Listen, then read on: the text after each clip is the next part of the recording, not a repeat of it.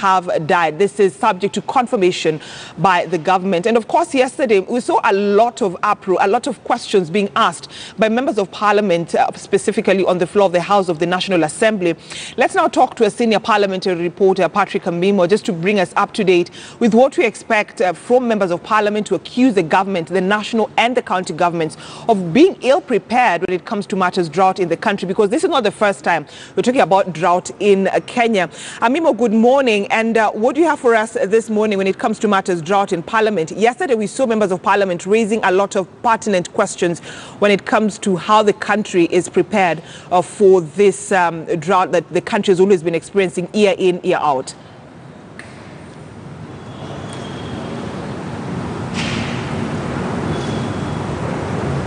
Crisis, and we saw yesterday both houses, the Senate and National Assembly, adjourned to discuss the drought situation in the country that has already put almost the lives of 1.3 million Kenyans at risk. Is affecting 14 counties, but to be on the higher side, at least 23 counties are affected, though at the moment the ones that are facing acute food shortage are only about 14 counties. And we saw the devolution ministry had gone to Treasury to request about 8 billion shillings, but Treasury was accused of dilly-dallying, not being able to release these funds in good time. I think probably it could be a situation of the government not having enough funds, because it's not the first time that we are seeing different sectors complain of delays in the release of funds of the National Treasury. It could be a situation to do with the heavy public debt that the government is facing. It has to service that debt, and when it tries to generate some from the domestic sector, like the recent last week's case where we had the government wanted to generate some extra funds from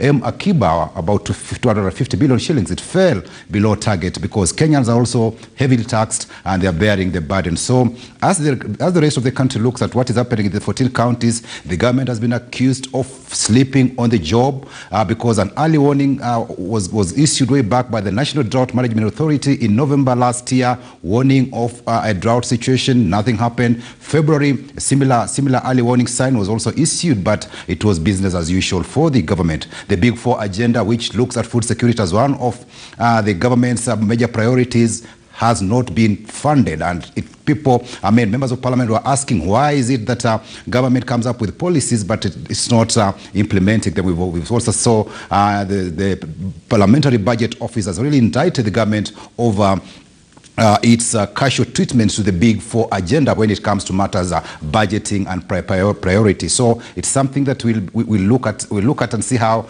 it pans out.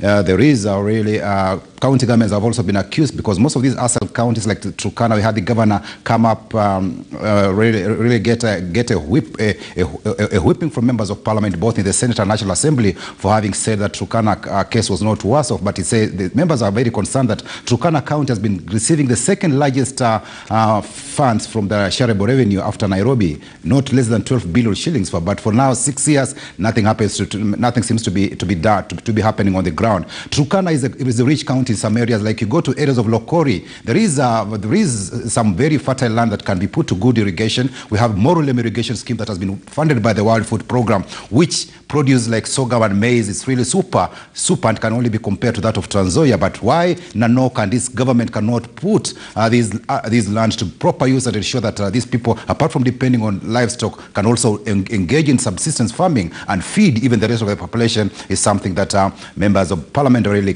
keen to look at. But now, maybe coming aside from matters drought, today we also have the National Assembly various committees, especially the Senate Committee on Energy. We'll be summoning the CS Energy, that is Charles Rotich,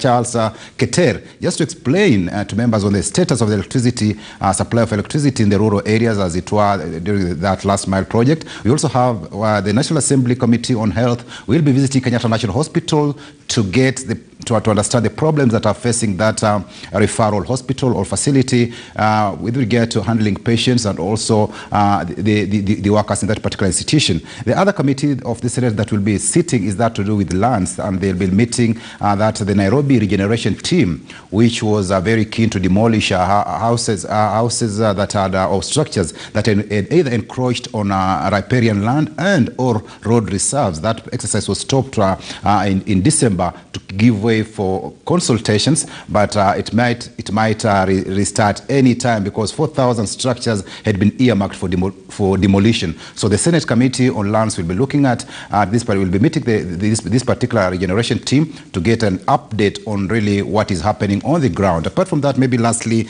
the other committee that will be looking into will be that of the Senate Committee. Will be meeting various members of the various county assemblies, that is on implementation, just to get to know the laws that have been made in the Senate, how far county governments have gone ahead to implement them. So that is the outlook in Parliament this morning, both in the Senate and National Assembly, as we look for the start of the business at 9:30. In the National Assembly, business starts at 9:30, but in the Senate, as it were, all business starts in the afternoon at 2:30 p.m.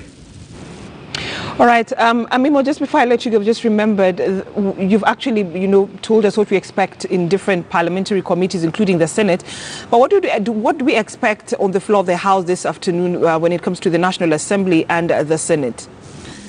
They'll be discussing various pieces of the different motions to do with the county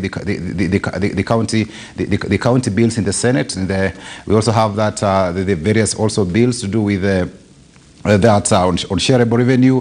They'll also in the National Assembly they'll be looking at that particular on that motion on this securitization of the Kenya-Somali border, which already we've seen that the Department of Defense has spent 1.7 billion shillings on that particular project, which is which some members had already expressed doubts about it because of the kind of the kind of facilities or fence that has been put in place. But then the committee chairperson, that is Ole Katito, plus the entire committee on defense, said urged members to treat that report as a preliminary report because it came out of their visit last year in that particular area, and probably may have gone on the ground to realize to ensure that the delivery of those particular project. In that especially the security line, that border fence, we saw there was trouble when members of the National Youth Service had been seconded to construct that wall